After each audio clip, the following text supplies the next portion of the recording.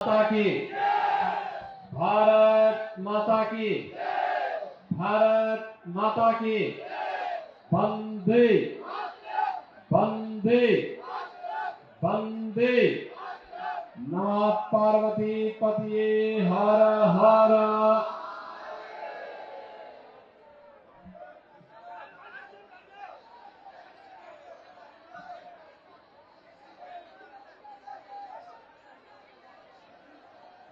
Bharatiya Janata party के दिल्ली के वरिष्ठ नेता पूर्व विधायक राजेंद्र नगर श्री आरपी सिंह जी, विधायक सोनीपत श्री निखिल मदान जी, पूर्व उपाध्यक्ष श्री राजन तिवारी जी, भारतीय जनता पार्टी के लोकप्रिय प्रत्याशी श्री उमंग बजाज जी, मंच पर अभी आम आदमी पार्टी छोड़ करके भारतीय जनता पार्टी के साथ जिन्होंने विरासत और विकास के इस अभियान के साथ जुड़ने के लिए संकल्प लिया है, ऐसे पूर्व एमएलए श्री तेजेंद्र गर्ग जी, रवि आस्थाना जी, श्री दलजीत सियान जी, श्री चरणजीत सिंह जी और राजेंद्र नगर विधानसभा क्षेत्र से जुड़े हुए मेरे सभी उपस्थित बहनों और भाइयों, दिल्ली विधानसभा का चुनाव चल रहा है। इस अवसर पर आज आप सबसे यहां पर संवाद करते हुए मुझे आनंद की अनुभूति हो रही है। मैं कल रात्रि को ही प्रयागराज की धरती से जो महाकुंभ का आयोजन इस सदी का जिस पावन धरा पर हो रहा, वहां से लखनऊ आया हूं और आज दोपहर के बाद लखनऊ से चल करके राजेंद्र नगर में आप सबका दर्शन करने के लिए यहां उपस्थित हुआ हूं। मुझे बहुत अच्छा लग रहा है कि आज देर से सही दिल्ली की जनता जनार्दन ने दिल्ली के अंदर भी डबल इंजन की सरकार, भारतीय जनता पार्टी की सरकार को बनाने के लिए एक संकल्प ले लिया है। जहां पर भी मैं आज गया हूं या पिछली बार भी गया हूं, अपार जन समुदाय का ये संकल्प इस बात को प्रमाणित करता है कि दिल्ली वासियों ने तय कर लिया है कि अब दिल्ली के अंदर आम आदमी पार्टी के माफिया राज को नहीं, बल्कि मोदी जी के नेतृत्व में डबल इंजन की भारतीय जनता पार्टी की विकास और विरासत की सरकार हमें आगे बढ़ानी है। आखिर हो भी क्यों ना बहनों और भाइयों, एक और मोदी जी के नेतृत्व में पूरे देश के अंदर विरासत और विकास का अभियान मजबूती के साथ आगे बढ़ रहा है।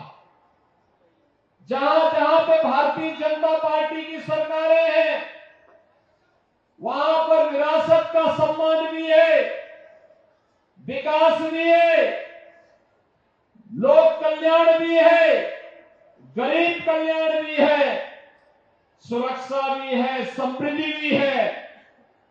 लेकिन जहां पे भारतीय जनता पार्टी की सरकार राज्य के अंदर नहीं है, वहां की राज्य सरकारों के द्वारा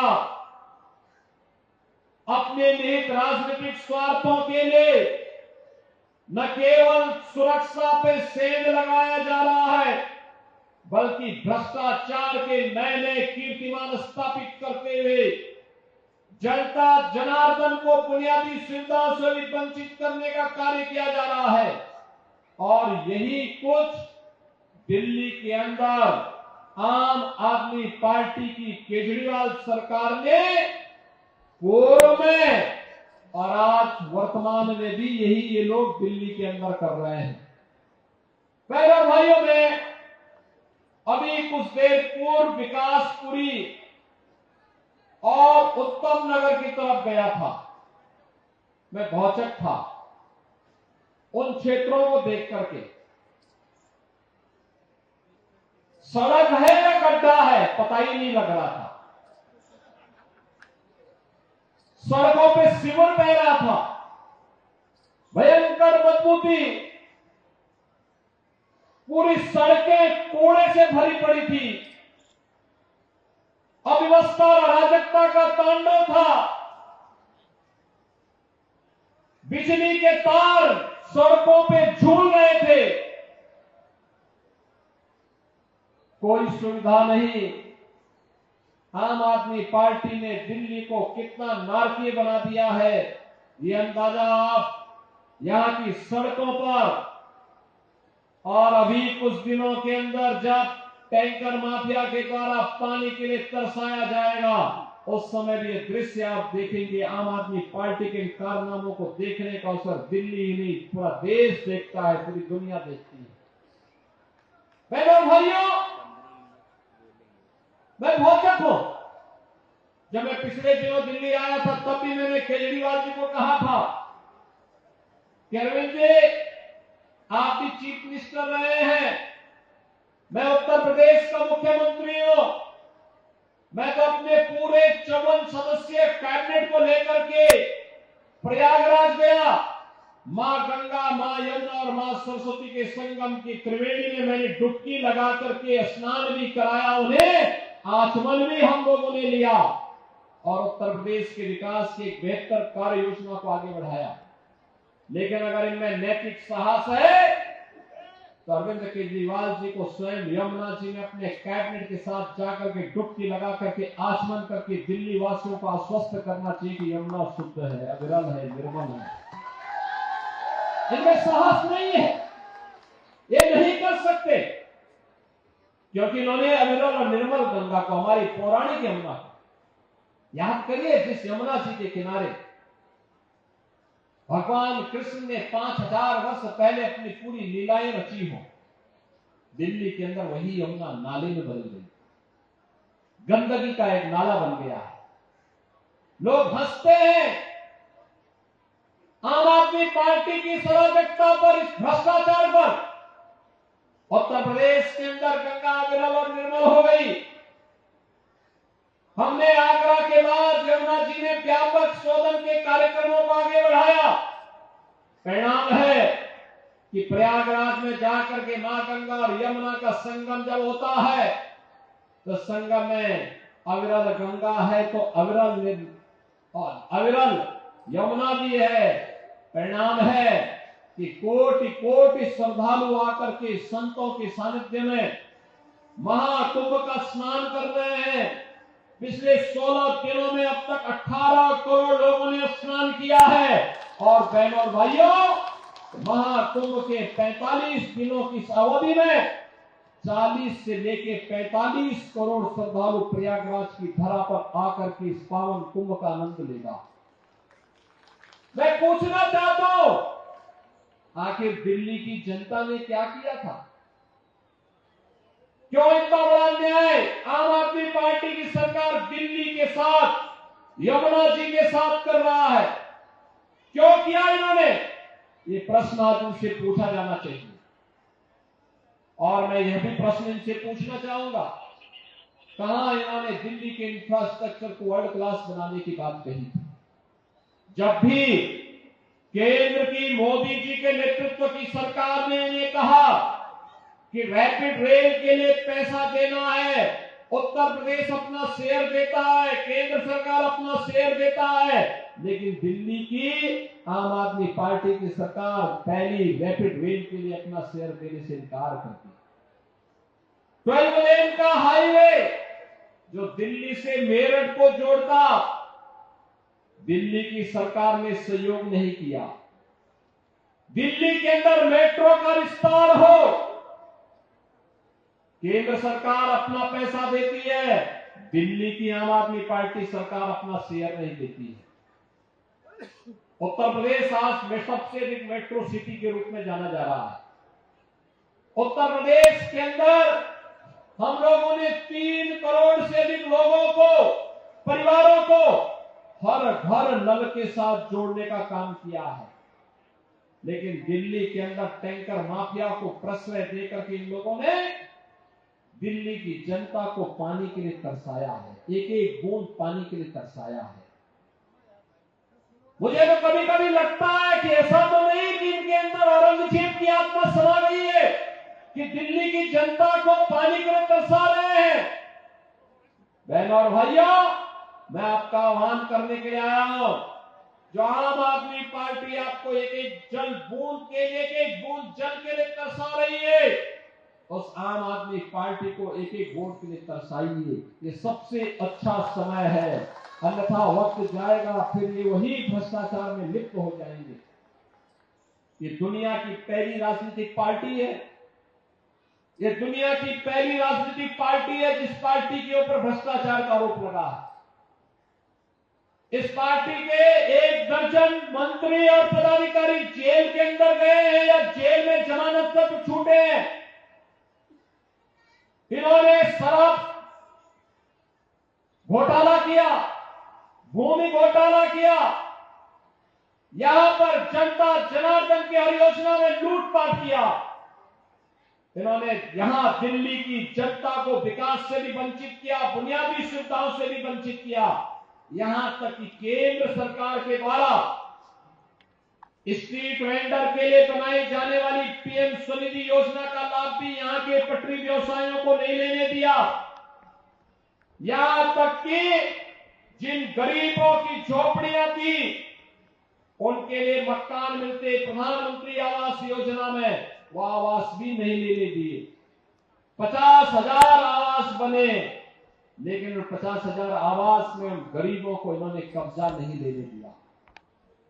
याद करिए, देश के अंदर आयुष्मान भारत में 5 लाख रुपए की सुविधा हर जरूरतमंद को प्राप्त हो रही है। उत्तर प्रदेश के अंदर 10 करोड़ लोग आयुष्मान भारत की सुविधा का लाभ ले रहे हैं प्रतिवर्ष, लेकिन दिल्ली के अंदर 2.5 से 3 करोड़ की आबादी आयुष्मान भारत से वंचित है, क्योंकि आम आदमी पार्टी की सरकार इसको लागू नहीं करने देना चाहती। मोदी जी ने घोषणा की और लागू किया कि हम लोग 70 वर्ष से ऊपर के हर गरीब को 70 वर्ष से ऊपर के हर गरीब को मोदी जी ने घोषणा की और उसको लागू किया कि हर बुजुर्ग आदमी को, हर वृद्धजन को हम आयुष्मान भारत का 5 लाख रुपए का मुफ्त में उपचार का कार्ड देंगे। दिल्ली के अंदर उन्होंने लागू नहीं होने दिया। बहनों और भाइयों, ये गरीबों के साथ अन्याय करते हैं, समाज के तबके का शोषण करते हैं, दिल्ली की सूरत को बदसूरत करते हैं। मुझे याद है, यही दिल्ली है जिस दिल्ली को कभी मदन लाल खुराना जी जैसे नेताओं का नेतृत्व मिला था, जिस दिल्ली को विजय कुमार मल्होत्रा जी जैसे नेताओं का नेतृत्व मिला था, जिस दिल्ली में सुषमा स्वराज जी जैसे नेत्री का नेतृत्व प्राप्त हुआ था, जिस दिल्ली में साहब सिंह वर्मा जैसे यशस्वी नेता का नेतृत्व प्राप्त हुआ था, उस दिल्ली को इस आम आदमी पार्टी ने कहां पहुंचा दिया। उस समय दिल्ली में देश बसने के लिए आता था, आज दिल्ली के लोग अच्छी सुविधा के लिए उत्तर प्रदेश के नोएडा में जाते हैं, गाजियाबाद में जाते हैं, वहां पे सुविधाओं के लिए वहां जाते हैं। दिल्ली में पहले से बना हुआ औद्योगिक नगर ओखला को इनका विधायक वहां पे बांग्लादेशी घुसपैठियों को बसाता है। एक भी बार 10 वर्ष में से अरविंद केजरीवाल जी ने औद्योगिक निवेश का रिव्यू नहीं किया। कितना निवेश आया है, इसके बारे में इनके पास कोई आंकड़ा नहीं। कितने लोगों को रोजगार दिया ये नहीं बता सकते, क्योंकि इन्होंने उस पर कार्य ही नहीं किया। ये इनके एजेंडे का हिस्सा ही नहीं था। युवाओं के हाथों को कार्य मिले, बहन और बेटियां स्वावलंबन की दिशा में अग्रसर हो, पटरी व्यवसायों को स्वावलंबन की दिशा में आत्मनिर्भर बनाया जाए, इसके बारे में इनके पास कोई कार्य योजना नहीं। गरीबों की झुग्गी झोपड़ी को उन्हें पक्के मकान दे करके उनके सम्मान में अभिवृद्धि की जाए, इनके पास, आम आदमी पार्टी के पास कोई कार्य योजना नहीं। हर गरीब के पास अपना राशन कार्ड होना चाहिए, और वह चाहे देश के किसी भी भाग का हो, अगर वह दिल्ली में रह रहा है तो दिल्ली में उसे राशन निकालने का पूरा अधिकार मिलना चाहिए, अपने राशन कार्ड में मिलना चाहिए। ये लोग आज भी उसको वंचित करने का कार्य करते हैं। इनके कृत्य कैसे हैं ये तो कोविड कालखंड में हमने देखा, जब इन्होंने दिल्ली के अंदर गरीबों के पानी के कनेक्शन काट दिए थे, बिजली के कनेक्शन काट दिए थे, राशन के कार्ड राशन से वंचित कर दिया था, स्वास्थ्य की सुविधा से वंचित करने का काम किया था। यही आम आदमी पार्टी की वास्तविक पहचान है। बहनों और भाइयों, आम आदमी पार्टी वक्फ बोर्ड का ही एक नया परिवर्तित रूप है। ये लोग जो जमीन देखते हैं उस जमीन पे काबिज होने का प्रयास करते हैं, और इसीलिए मोदी जी के नेतृत्व में आप देख रहे होंगे, मोदी जी के नेतृत्व में 10 वर्ष में जो कहा मोदी जी ने करके दिखाया। 10 वर्ष में जो कहा सो करके दिखाया। मोदी जी ने कहा था हम विरासत का सम्मान करेंगे, काशी में काशी विश्वनाथ धाम भव्य रूप में सबके सामने आ गया। 500 वर्षों का इंतजार समाप्त करके अयोध्या में राम मंदिर का निर्माण हो गया। हर व्यक्ति को याद अयोध्या जाता है, ये डबल इंजन सरकार के कारण मोदी जी के नेतृत्व में हुआ है। बहनों और भाइयों, आप उत्तराखंड के केदारपुरी में जाएंगे, भगवान केदारनाथ जी का भव्य केदारपुरी के दर्शन हमें देखने को मिलते हैं। मध्य प्रदेश में जाएंगे, महाकाल का महालोक का दर्शन देखने को मिलता है। वहां का विकास, वहां पे पर्यटन की सुविधाओं के विकास के माध्यम से लाखों लोगों को रोजगार की सुविधा प्राप्त हुई। आज मैं कांग्रेस के नेताओं को ही बोलना चाहूंगा, महाकुंभ के आयोजन में जो 18 करोड़ श्रद्धालु अब तक आए हैं, इससे गरीबों के रोजगार का सृजन भी हुआ। उत्तर प्रदेश के बारे में लोगों की धारणाएं बदली है। अगले 30 दिनों तक लगातार ये सिलसिला चलेगा। 40 से 45 करोड़ श्रद्धालु जब उत्तर प्रदेश की धरती पे आएगा, लाखों गरीबों के लिए नए रोजगार का सृजन करते हुए भी जाएगा। लेकिन कांग्रेस या आम आदमी पार्टी इस ताकत को नहीं पहचान सकती। इसीलिए हिंदुओं की आस्था से जुड़े हुए हर मुद्दे पर ये लोग कुछ न कुछ नकारात्मक टिप्पणी करके हतोत्साहित करने का कार्य करते हैं। बहनों और भाइयों, आपने मोदी जी के नेतृत्व में सरकार को देखा, बिना भेदभाव के 2014 में आते ही मोदी जी ने कहा था कि हमारी सरकार बिना भेदभाव के शासन की योजना का लाभ हर गरीब को, हर वंचित को, हर दलित को, हर अन्नदाता किसान को, हर महिला को उपलब्ध करवाने का कार्य करेगी। सबका साथ और सबका विकास का उन्होंने नारा दिया। 4 करोड़ गरीबों के मकान बनाए, 12 करोड़ गरीबों के घर में शौचालय बनाए, 12 करोड़ अन्नदाता किसानों को किसान सम्मान निधि का लाभ दिया, 10 करोड़ गरीबों के घर में उज्ज्वला योजना का रसोई गैस का सिलेंडर पहुंचाने का काम किया, 50 करोड़ गरीबों को देश के अंदर आयुष्मान भारत की सुविधा दी, 80 करोड़ लोगों को फ्री में राशन की सुविधा का लाभ भी ये मोदी जी के नेतृत्व में मिला है। निराश्रित महिलाओं को निराश्रित महिला पेंशन, बुजुर्गों के लिए वृद्धावस्था पेंशन, दिव्यांग जनों के लिए दिव्यांग पेंशन, ये सभी सुविधा का लाभ बिना भेदभाव के हर गांव को, हर गरीब को, हर किसान को, हर नौजवान को, हर महिला को देने का काम ये मोदी जी के नेतृत्व में हुआ है। बहनों और भाइयों, जहां जहां डबल इंजन की सरकार है वहां विरासत का सम्मान है, तो विकास के बड़े बड़े कार्य भी हो रहे हैं, बड़े बड़े कार्य हो रहे हैं। हाईवे बन रहे हैं, रैपिड रेल बन रही है, एक्सप्रेस वे बन रहे हैं, मेट्रो का विस्तार हो रहा है, आईआईटी, आईआईएम बन रहे हैं, वर्ल्ड क्लास इंफ्रास्ट्रक्चर का निर्माण हो रहा है। लेकिन जहां पर डबल इंजन की भारतीय जनता पार्टी की सरकार नहीं, राज्य सरकार के सहयोग के कारण सारे के सारे विकास के कार्य अवरुद्ध हो जा रहे हैं। आम जनता उस राज्य की इससे वंचित होती है। वहां पर जो राज्य सरकारें कार्य करती है, नकारात्मक भाव के साथ काम कर रही है।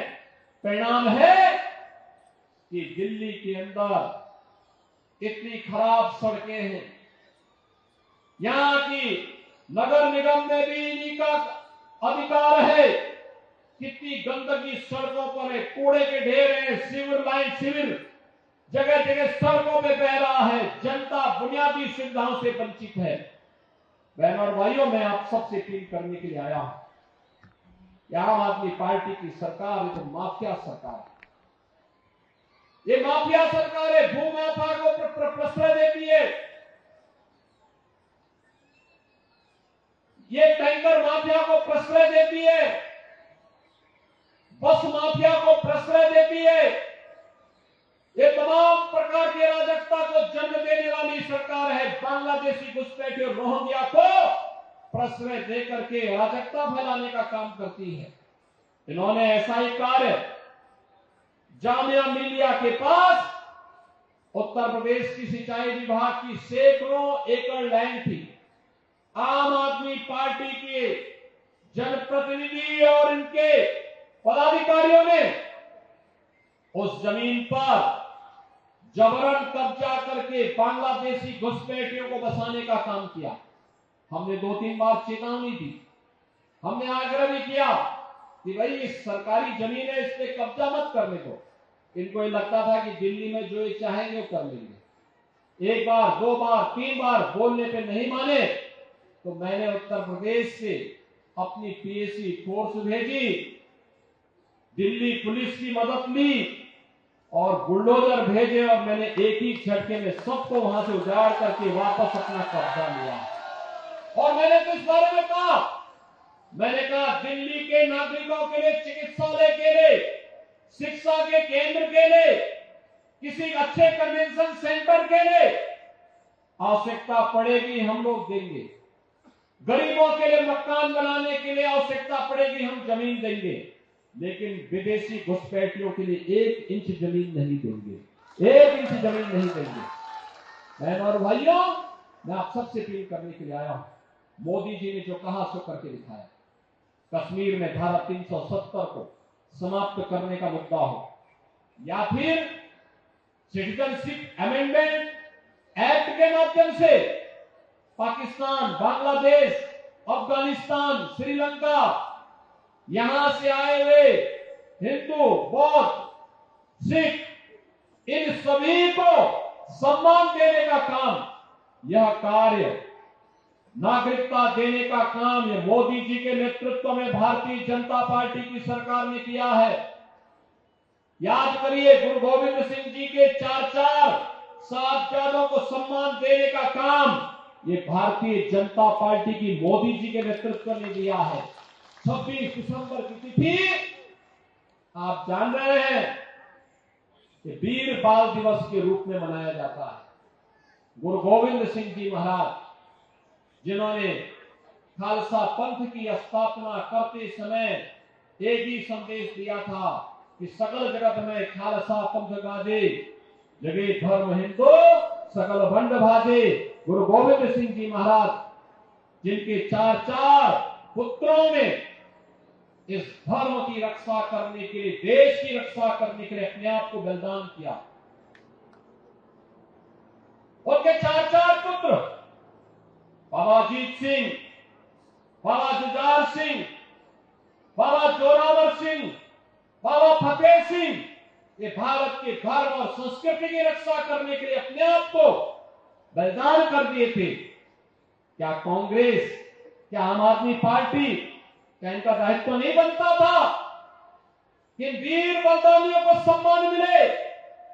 अपने पूर्वज के नाम पर तो बाल दिवस रख दिया, लेकिन सही मायने में जो वीर बालक थे, जिनकी स्मृति को जीवंत करना चाहिए था, और बाबा अजीत सिंह, बाबा जुझार सिंह, बाबा जोरावर सिंह, बाबा फतेह सिंह को कांग्रेस ने, आम आदमी पार्टी ने कभी सम्मान नहीं दिया।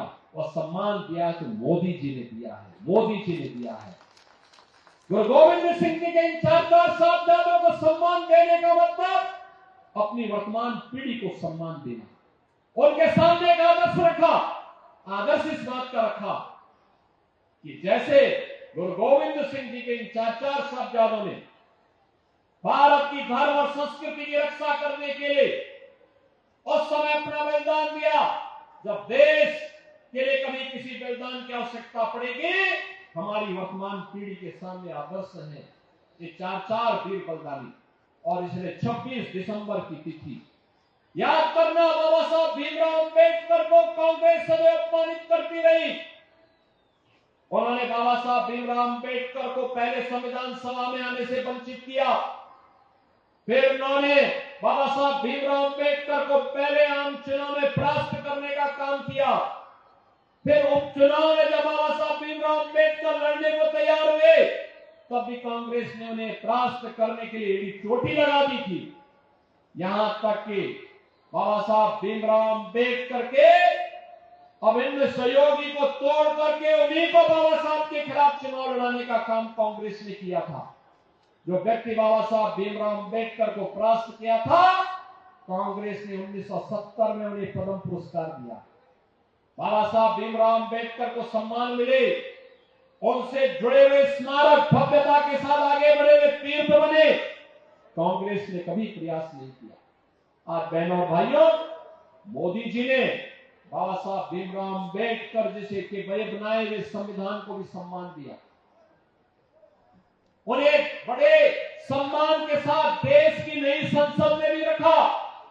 15 नवंबर की तिथि को 26 नवंबर की तिथि 2015 से संविधान दिवस के रूप में बनाने के लिए 26 नवंबर 1949 को बाबा साहब भीमराव अंबेडकर ने भारत के संविधान को बना करके संविधान सभा को सौंपा था।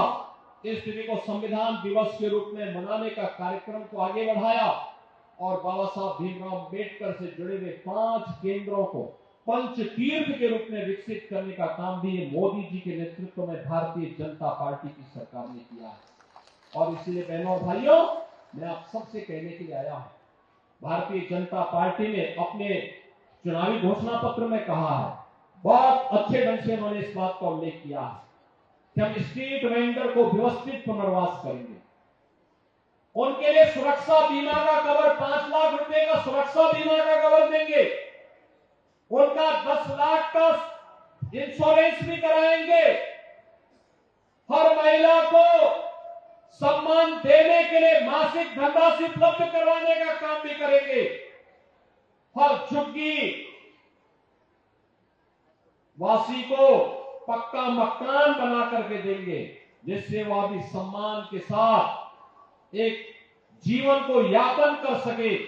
लेकिन बहनों और भाइयों, इसके लिए मैं आपका आह्वान करूंगा, भारतीय जनता पार्टी मोदी जी के नेतृत्व में डबल इंजन सरकार आज जिस दिशा में आगे बढ़ी है, देश की राष्ट्रीय राजधानी में डबल इंजन की सरकार आती है, अच्छी सड़कें बनेंगी, पेयजल की सुविधा जैसे देश के अंदर मिला है, गरीबों को मिलने वाली योजनाओं का लाभ जैसे पूरे देश के अंदर प्राप्त हो रहा है, ऐसे दिल्ली के अंदर भी मिलना प्रारंभ होगा। दिल्ली राष्ट्रीय राजधानी के रूप में जगमगाती हुई एक नए इंद्रप्रस्थ के रूप में दुनिया का ध्यान आकर्षित तभी कर पाएगी जब बहनों और भाइयों डबल इंजन की सरकार भारतीय जनता पार्टी के नेतृत्व की दिल्ली के अंदर भी आएगी। और इसी के लिए मैं आपका आह्वान करने के लिए आया हूं। दिल्ली ने कि राजेंद्र नगर विधानसभा में भारतीय जनता पार्टी ने श्री उमंग बजाज को अपना प्रत्याशी बनाकर के आपके बीच उतारा है। उमंग बजाज एक जुझारू प्रत्याशी है। बहनों और भाइयों, जुझारू हैं, युवा हैं, कर्मठ हैं, आपके हक के लिए कार्य करने का जज्बा रखते हैं। वह आपके लिए दिल्ली सरकार से भी जूझने की सामर्थ्य रखते हैं, और केंद्र में तो खैर मोदी जी के नेतृत्व की सरकार है, तो सारी विकास मंत्रालय और गृह मंत्रालय की सभी योजनाओं का लाभ भी आपको देने को पूरी मजबूती के साथ काम करेंगे। और इसीलिए यहां पर सुश्री बांसुरी स्वराज जी सांसद है। बांसुरी स्वराज जी और उमंग बजाज विधायक के रूप में उनके साथ मिलकर के इस क्षेत्र के समग्र विकास को आगे बढ़ाने के लिए राजेंद्र नगर का हक देने के लिए, यहां के गरीबों को, पटरी व्यवसायियों को, सभी नागरिकों को उनका हक प्रदान करने के लिए सुयोग्य प्रत्याशी के रूप में भारतीय जनता पार्टी ने उन्हें आपके बीच उतारा है। आपका आशीर्वाद श्री उमंग बजाज को प्राप्त होगा। दोनों हाथ ला करके थोड़ा एक बार आश्वस्त करो, आपका आशीर्वाद प्राप्त होगा। दोनों हाथ ला करके मुझे बताओ, जहां तक मेरी आवाज जा रही है आपका आशीर्वाद मिलेगा। आगे पीछे ऊपर नीचे जहां जहां मकानों के ऊपर भी लोग हैं, वे सब भी इस बात के लिए आश्वस्त करो। सभी लोग सहमत हैं? सभी लोग सहमत हैं? तो 5 फरवरी को आप लोग आर पार की लड़ाई लड़ करके उमंग बजाज को कमल चुनाव चिन्ह पर विजयी बनाएंगे। तो मेरे साथ बोलेंगे, भारत माता की, भारत माता की, भारत माता की जय श्री राम, जय जय श्री राम।